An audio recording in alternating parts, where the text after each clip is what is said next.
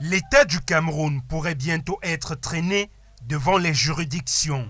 Cette annonce est de Edith Kawala avec une coalition d'acteurs politiques et de la société civile qui engage comme motif la mauvaise gestion des fonds publics. Les avocats travaillaient déjà sur comment amener l'État du Cameroun en justice en ce qui concerne la gestion des finances publiques.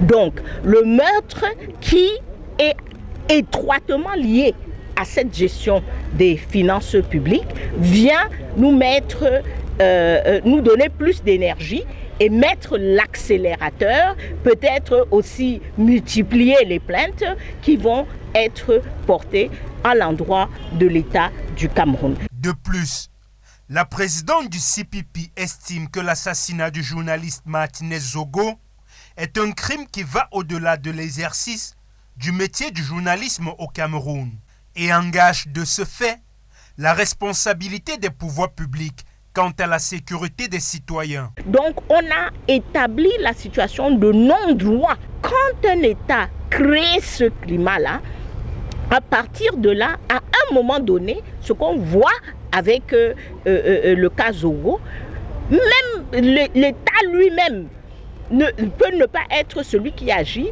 mais les acteurs au sein de l'État, chaque individu qui est affilié à cet État-là, se sont libres de mener ce type d'action. Ces responsables réclament la mise sur pied d'une commission d'enquête spéciale conduite par un expert reconnu en criminologie et une autre commission composée d'un membre de la profession judiciaire, un clergé, un journaliste d'investigation et un membre de la société civile pour traiter l'affaire Martinez Zogo. De toutes les façons, ils ont un délai. Vous avez suivi ce que nous avons fait tout à l'heure.